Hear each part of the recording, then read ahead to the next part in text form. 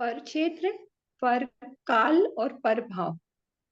पर क्षेत्र आत्मा के क्षेत्र के अलावा जो अन्य क्षेत्र है वो पर क्षेत्र कहलाएंगे।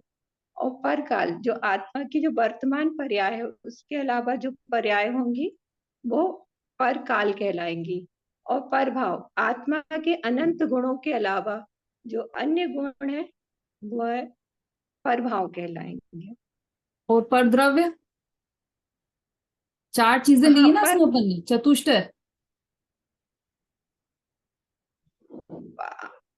पर द्रव्य मतलब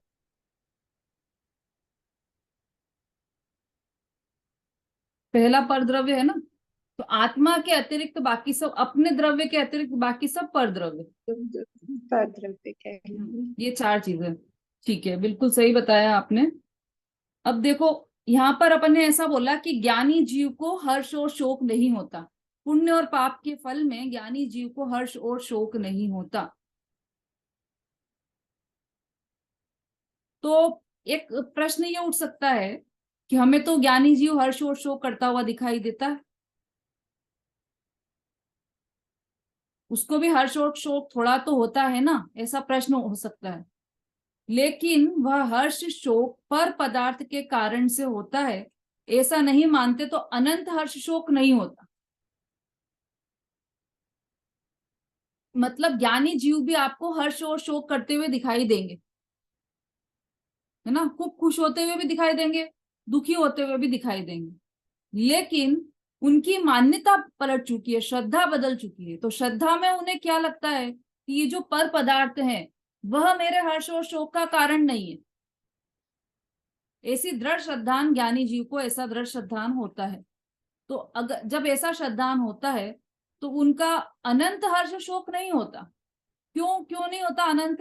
क्योंकि अनंतानुबंधी जा चुकी है। यदि पर पदार्थ के कारण मुझे हर्ष और शोक होता है ऐसा माने, तो वो एक पदार्थ से अनंत पदार्थ को मानता है, एक परिणाम से अनंत का बंध करता है। इसको थोड़ा सा स्थूल उदाहरण के रूप में यदि अपन लें, तो जैसे हमारी कोई फ्रेंड है ना, अब उस फ्रेंड से हमारा झगड़ा हो गया, और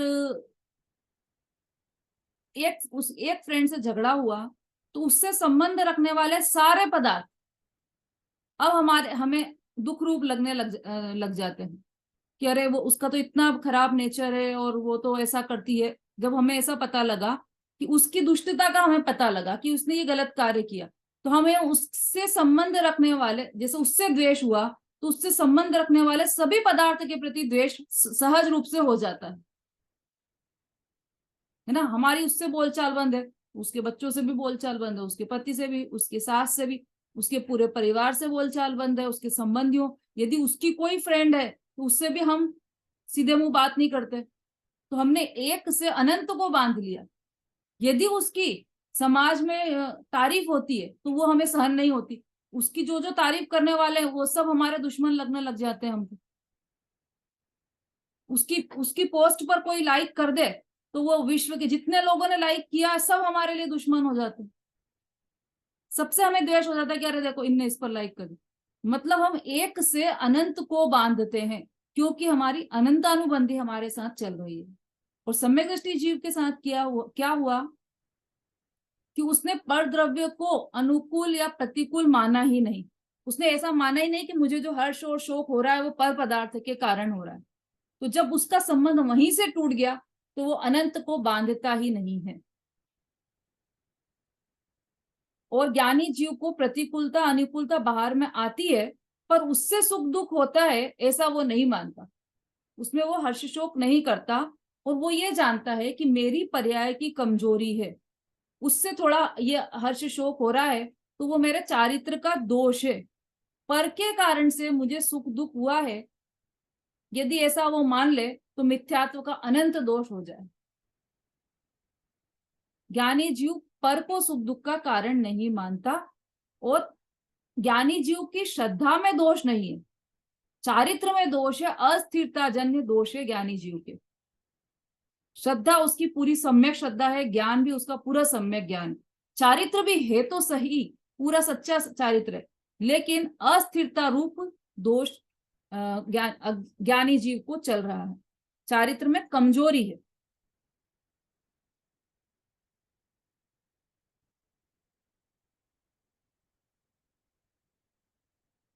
जैसे बिल्ली होती है, बिल्ली तो वह चूहे को पकड़ती है, मतलब उसकी पकड़ पकड़ में अंतर रहता है। एक तरफ वो अपने बिल्ली अपने बच्चे को पकड़ती है और एक तरफ चूहे को पकड़ती है, दोनों को ही मुंह से पकड़ती है वो, लेकिन उसकी पकड़ में अंतर रहता है, जमीन आसमान का अंतर रहता है। ऐसे ही ज्ञानी जीव की और अज्ञानी जीव के हर्ष शोक में भी अंतर रहता है।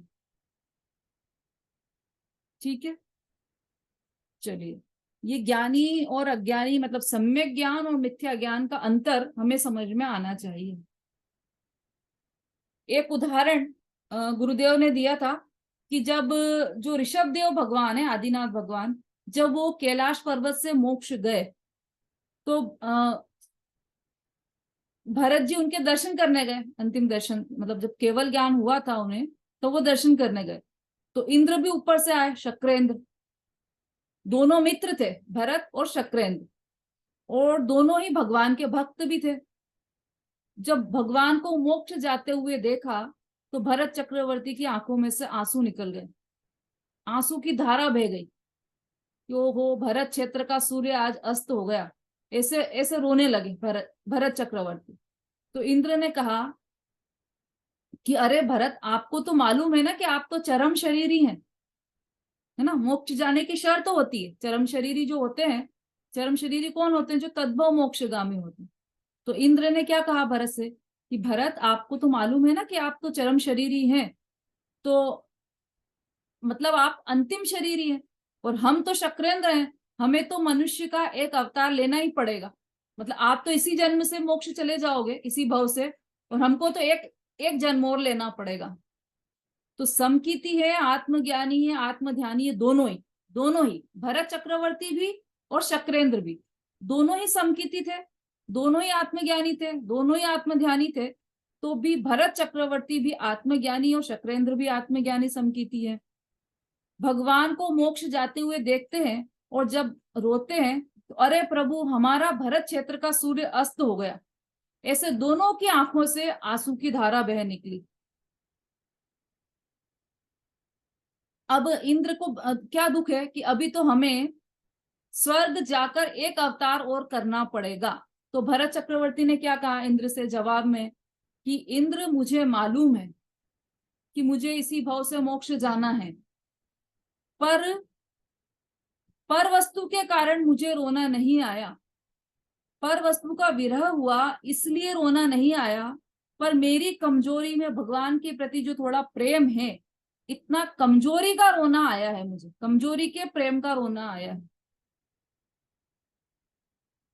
गुरुदेव, इसीलिए गुरुदेव ने बिल्ली का उदाहरण दिया था कि रोने और रोने में फर्क है ना। जिसे हम, कोई हमारा चला जाए तो हम जिस तरह से रोते हैं, तो वो जो भरत चक्रवर्ती थे वो वैसे नहीं रो रहे थे भगवान के लिए, वो इसलिए रो रहे थे, इसलिए रोना आ रहा था कि मुझे जो भगवान के प्रति प्रेम है, ये मेरे चारित्र की कमजोरी है, ये मुझे मेरे शुद्धात्म तत्व से दूर करने वाली है। ये जो मुझे भगवान के प्रति राग हुआ है, यह मुझे मेरे शुद्धात्म तत्व से विमुख करने वाला है।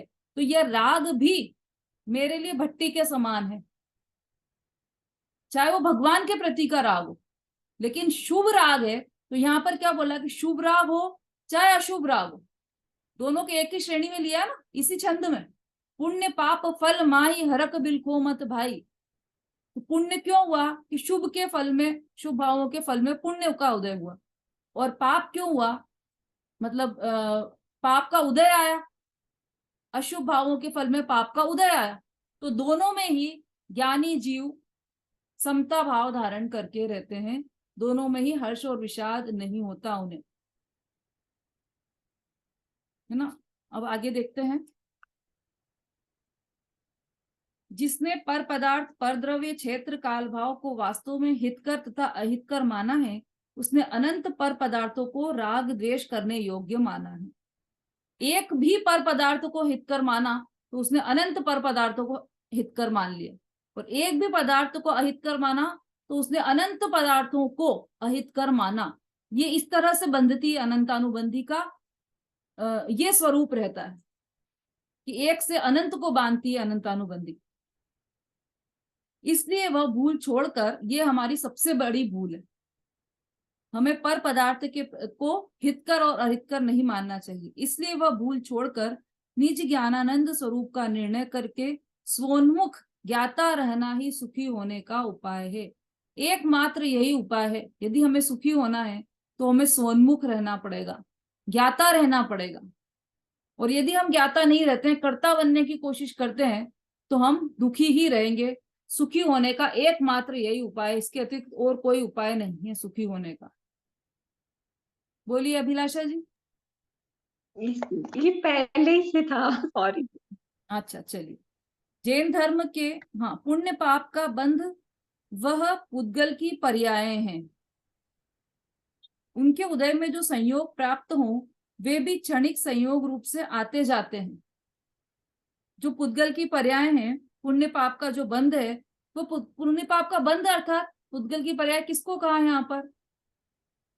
पुण्य पाप का बंध समझ में आ गया ना सबको? क्या है स्वाति जी?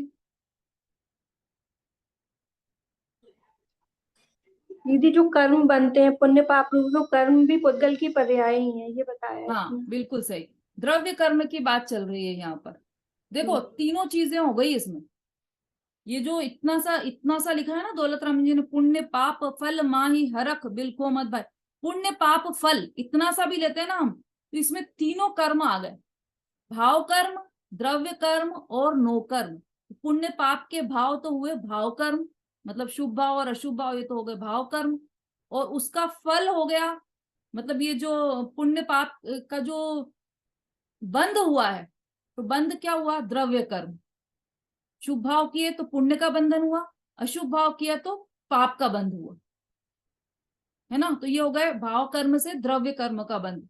और उस द्रव्य कर्म का जो बंध हुआ है, उसका जो उदय आया, उस उदय के फल में बाहर में अनुकूल और प्रतिकूल जो संयोग मिला, वह हो गया नो कर्म। तो भाव कर्म, द्रव्य कर्म और नो कर्म तीनों ही इस लाइन में आ गए। उनके उदय में जो संयोग प्राप्त हो वे भी क्षणिक संयोग रूप से आते जाते हैं। वो पुद्गल की पर्याय है द्रव्य कर्म। और जो जो नो कर्म मिला है उससे हमें, उसके निमित्त से, वह भी क्षणिक संयोग रूप से आते जाते हैं, क्षणिक है। कभी सुख आया कभी दुख। देखो यहाँ पर सुख और दुख बोलेंगे जरूर, लेकिन समझ में आपको आ जाना चाहिए कि वो न तो सुख है न दुख है। मतलब बाहर में अनुकूल सामग्री मिलना, प्रतिकूल सामग्री मिलना, ये हुआ है। वो सुख भी नहीं है और दुख भी नहीं है, दोनों है ना। पंखा चलना सुख रूप है, सुख मतलब इष्ट सामग्री है, अनिष्ट सामग्री है। तो यहाँ पर गर्मी में पंखे को सुख रूप कह दिया, और पंखा नहीं चलना दुख रूप कह दिया। लेकिन वास्तव में पंखा तो पंखा है, वो न सुख रूप है न दुख रूप है। और यहाँ पर जो सुख रूप दुख रूप कहा है, वह सांसारिक जीवों के दृष्टिकोण से ये शब्द डाला गया, सुख रूप और दुख रूप। वास्तव में वस्तु कभी सुख रूप और दुख रूप नहीं होती। तो ये जो क्षणिक संयोग रूप से आते जाते हैं, मतलब अनुकूल लगना और प्रतिकूल लगना, ये भी क्षणिक रूप से ही रहता है। जितने काल तक वे निकट रहे उतने काल भी वे सुख दुख देने में समर्थ नहीं है। हाँ, कितनी गजब की बात है, कितनी गजब की बात, कितना गजब का भावार्थ लिखा है ये, एकदम शानदार। अपने को क्या लगता है? देखो चित्र देखते हैं ना, अपने को लगता है कि जितनी देर है संयोग हमारे पास, उतनी देर तो सुख का कारण है ना। ये सबसे बड़ी भूल हमारे दिमाग में बैठी हुई है। ये भूल निकालना चाहते हैं दौलत राम जी यहाँ पर। कितना स्पष्ट लिखा है, जितने काल तक वे निकट रहें उतने काल भी वे सुख दुख देने में समर्थ नहीं है। क्या निकट रहे? अनुकूल सामग्री हमारे निकट रही जितने समय तक, तब तक तो हमें सुख मिला ना। हमारे आज्ञाकारी पुत्र मिला, तो वो जितने समय तक हमारा आज्ञाकारी, तब तक तो सुख प्राप्त किया ना हमने उससे, तब तक तो हमें सुख मिला ना। कि ये सबसे बड़ी भूल है हमारी। जितने काल भी वो निकट रहा, तब तक भी हमारे सुख का कारण वह नहीं है। कि हमें तो दिखाई देता है कि हम उसके कारण सुखी हैं, कि हमें बहुत अच्छा पुत्र मिला है। तो यही तो भूल है, यही तो भूल है। आपको ऐसा दिखाई दे रहा है, यह आपकी मिथ्या दृष्टि है, दृष्टि में फेर है। आप सम्यक दृष्टि और सम्यक ज्ञानी जीव होगा तो उसे बाह्य सामग्री कुछ भी सुखरूप और दुखरूप दिखाई देगी ही नहीं, क्योंकि वह बाह्य सामग्री का, पर वस्तुओं का स्वरूप अच्छी तरह से जानता है ना। और सिर्फ क्षणिक संयोग रूप है इसलिए दुख रूप है, ऐसा नहीं है। इसीलिए तो लिखा, जितने काल भी वे निकट रहे, जितने काल तक भी वो निकट रहे, वह हमारे सुख दुख का कारण नहीं है। जैन धर्म के समस्त उपदेश का सार यही है कि शुभाशुभ भाव वह संसार है। देखो, इसको थोड़ा सा आप चिंतन करोगे ना इस लाइन को, तो आपको पूरी बात समझ में आएगी। जैसे प्रवचन सार में इंद्रिय सुख का बहुत अच्छा दिया है। प्रवचन सार है या नियम सार है, उसमें इंद्रिय सुख क्यों है, यह है, उसके बहुत अच्छे कारण दिए। उसमें से एक कारण यह भी है कि जैसे हमें कोई सामग्री अनुकूल लगी और वो हमारे पास है, समझ लो जैसे मोबाइल है हमारा, और वो हमें बहुत प्रिय है, हम एक सेकंड भी उससे दूर नहीं रहना चाहते, और वो हमें अनुकूल लगता है, और हमें लगता है कि जितनी देर हमारे पास है उतनी देर तो हमें सुख दे रहा है ना ये। लेकिन जिस समय आपको ये लग रहा है कि इस समय हमें ये सुख दे रहा है, उसी समय, उसी क्षण आपके दिमाग में ये भय बैठा रहता है कि ये छीन ना जाए, ये दूर ना चला जाए, ये खराब ना हो जाए, इसकी बैटरी डाउन ना हो जाए, इसका ये ना हो जाए, कोई हमसे ले ना ले। उसी समय आपको ये डर बना हुआ है। तो जिस समय आप उसका भोग कर रहे हो उसका, उस समय भी आप सुखी नहीं हो वास्तव में। वो जो अनंत आकुलता आपके अंदर चल रही है उसका दुख ही भोग रहे हो, सुख नहीं भोग रहे हो। हर वस्तु में जो आपको अनुकूल लगती है उसके बारे में ऐसा ही समझ लेना। सरिता जी। दीदी, आजकल तो मोबाइल से ये डर लगा रहता है कि कोई बीमारी ना हो जाए। हाँ हाँ हमेशा रहता है। जी। ये भी है। कितना आप चिंतन करोगे तो समझ में आएगा कि जो जो वस्तु हमें अनुकूल लग रही है, उसी क्षण जिस समय वो अनुकूल लग रही है, उसी क्षण उसके साथ 100, मतलब अनंत ऐसी चीजें हैं जो हमें दुख रूप है उसी समय, उस ही समय। जिस समय हम भोजन कर रहे हैं, चलो रसगुल्ला हमें बहुत पसंद है, वो रसगुल्ला हम खा रहे हैं, तो उसी समय हमें ये डर है कि ये रसगुल्ला खराब ना हो गया हो कहीं, या मैं ये ज्यादा खा रहा हूं तो मुझे ये हेल्थ के लिए खराब ना हो जाए, इसमें इतनी शुगर है तो ये शुगर मुझे मेरी डायबिटीज ना बढ़ा दे। उसी उसी क्षण, जिस क्षण आप भोग रहे हो उसी क्षण ये चल रहा है आपके साथ अंदर ही अंदर। तो ये तो कुछ उदाहरण है, ऐसे तो अनंत चिंताएं हमारे अंदर में चलती रहती। इसलिए कोई भी बाहर की वस्तुएं हमारे सुख दुख देने में समर्थ नहीं है। जैन धर्म के समस्त उपदेश का सार यही है कि शुभाशुभ भाव वह संसार है। इसलिए उसकी रुचि छोड़कर स्वोन्मुख होकर निश्चय सम्यक दर्शन ज्ञान पूर्वक निजात्म रूप से एकाग्र होना ही जीव का कर्तव्य है। देखो, अब ये दो जो आखिरी की 2 लाइनें हैं, लाख बात की बात यही। वास्तव में इन्होंने लिखा है लाख बात की, वह तो करोड़ क्या अनंत बातों की भी बात यही है। अनंत बातों का सार यही है। क्या सार है? निश्चय उर लाओ।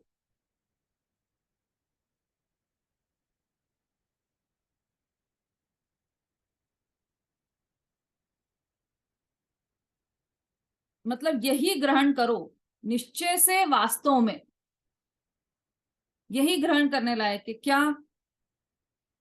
कि पुण्य पाप रूप समस्त शुभाशुभ भाव वह संसार है, सब जग के दंड हैं। जन्म जग दंड फंद, पुण्य पाप रूप समस्त जग दंड फंद, दोनों को ही लिया। ऐसा नहीं कहा कि जो पाप भाव है वह तो द्वंद्व फंद है, और जो शुभ भाव है वह तो अच्छा है, वह तो मोक्ष ले जाने वाला है, वह तो सुखी करने वाला है।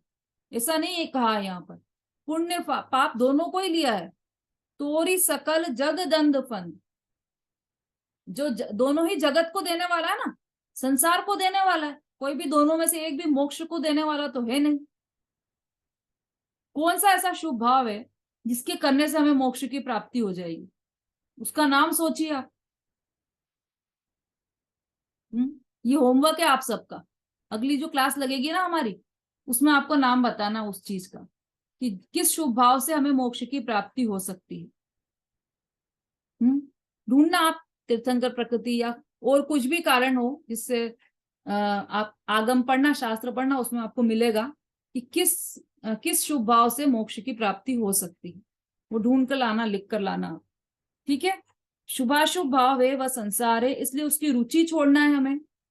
और क्या करना है? स्वोन्मुख होना है। स्वोन्मुख अर्थात परान्मुख हो रहे हैं हम अनादि से, पर द्रव्यों की तरफ।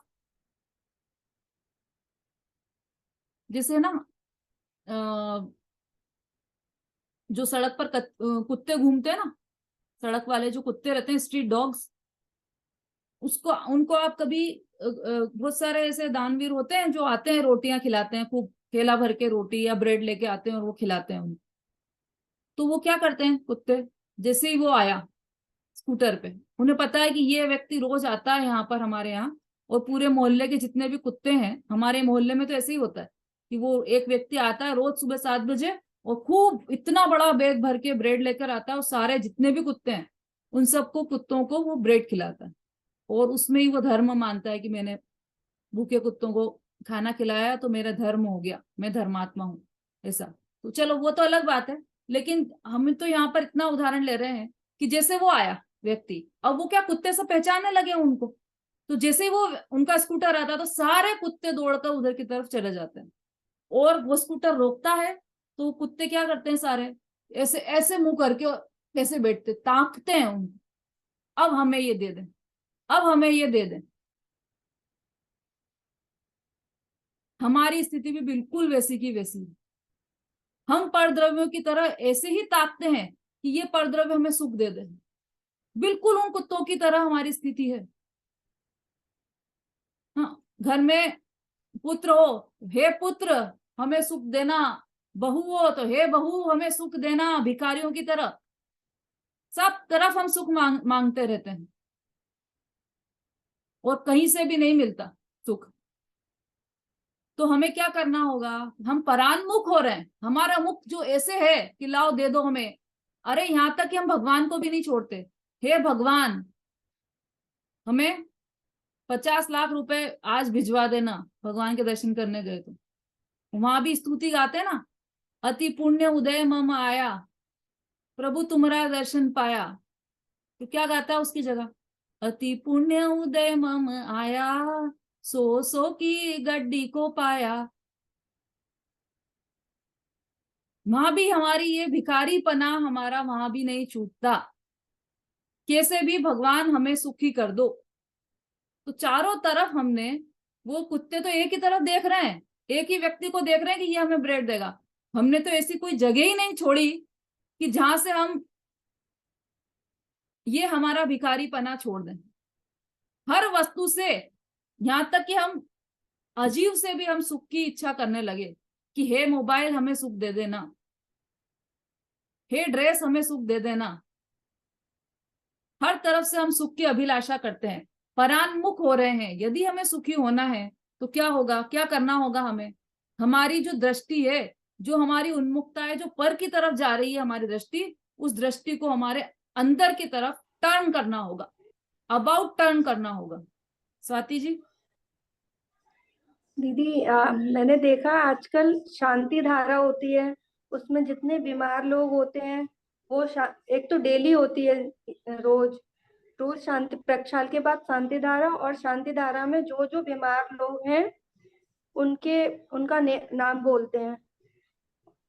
ये क्या मतलब, शांति धारा का मतलब क्या है? और ये ऐसे नाम बोलना मतलब रोग को दूर करने के लिए भगवान की शांति धारा करना, ये भी भिखारी की तरह हम भगवान से कह रहे हैं रोग दूर कर दो मेरा। हाँ, शांति धारा वास्तव में होती है क्या है, ये बताइए आप।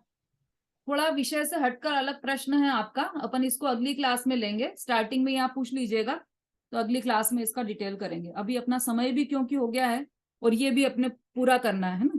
अब हमारी बात चल रही थी स्वान्मुख और परान्मुख होने की। तो हमें स्वान्मुख होना है, अपनी आत्मा की ओर दृष्टि करना है, और निश्चय सम्यक दर्शन ज्ञान पूर्वक निज आत्म स्वरूप में एकाग्र होना है। यही हमारा कर्तव्य है। कर्तव्य है मतलब हमारा उत्तरदायित्व है, ऐसा नहीं है। करने लायक कार्य ही यह है, इसके अतिरिक्त करने लायक कुछ भी नहीं है संसार में। तो हमें स्वान्मुख होना है, यही हमारा कर्तव्य है। इस तरह से हमने ये नवा छंद, आज ये नवा छंद हमारा विशेष था, इसलिए इसमें 3 क्लास हमने इंक्लूड की। इस नवे छंद में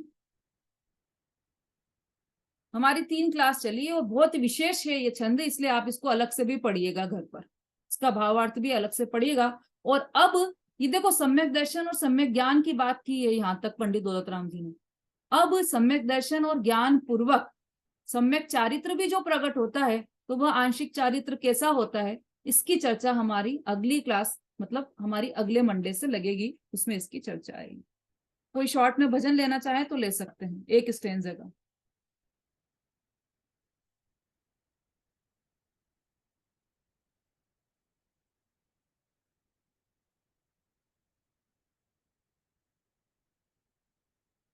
ललिता जी, सुमन जी, रीना जी, सीमा जी, आप लोग कोई भजन लेना चाहें तो हैंड रेस कर सकते हैं,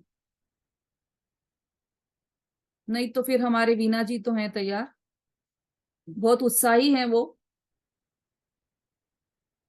और बहुत रुचि वाली महिला हैं, वो तो बोलेंगी ही। अगर आप लोग और कोई बोलना चाहें तो। हाँ विशु जी। दीदी जन्म कल्याणक का बोल दूं महावीर भगवान की? हाँ बोलो। जन्म लिया है महावीर ने, उत्सव बड़ा महान है। जैनम जेती शासनम, ये जैन धर्म की शान है। जन्म लिया है महावीर ने, उत्सव बड़ा महान है। जैनम जेती शासनम, ये जैन धर्म की शान है।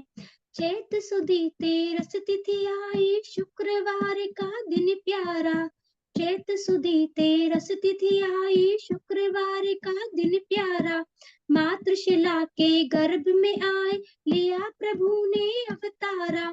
मातृशिला के गर्भ में आए, लिया प्रभु ने अवतारा। दर्शन को आते नर नारी, गाते मंगल गान है। जैनम जेती शासनम, ये जैन धर्म की शान है। जन्म लिया है महावीर ने, उत्सव बड़ा महान है। जैनम जेती शासनम, ये जैन धर्म की शान है। कुंडलपुर में खुशियां छाई, सिद्धार्थ जी हर्षाए। कुंडलपुर में खुशियां छाई, सिद्धार्थ जी हर्षाए। वर्धमान शुभ नाम रखाया, मेरु शिखर पर वो आए। वर्धमान शुभ नाम रखाया, मेरु शिखर पर वो आए। नवहड़ पूजा करे सभी, मंत्रों की गूंजे तान है। जैनम जेती शासनम, ये जैन धर्म की शान है। जन्म लिया है महावीर ने, उत्सव बड़ा महान है। जैनम जेती शासनम, ये जैन धर्म की शान है। जैनम जेती शासनम, ये जैन धर्म की शान है। बहुत बढ़िया विशु जी, बहुत अच्छा, भजन भी बहुत अच्छा है और आपने गाया भी बहुत अच्छा। जावाणी के ज्ञान से सूझे लोकालोक, सोवाणी मस्तक नमो सदा देत हूँ दो। बोलिए जिनवाणी माता की जय। जय जय जय जिनेन्द्र दीदी, जय जिनेन्द्र।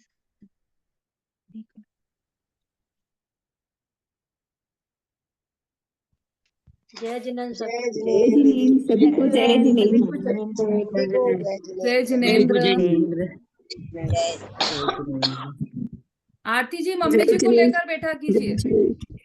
नहीं है ना दीदी, मम्मी किधर बैठे हैं बाजू में। अच्छा हाँ हाँ, कैमरे में रखा कीजिए उनको। वो के सामने नहीं बैठते, बाजू में बैठ जाते हैं।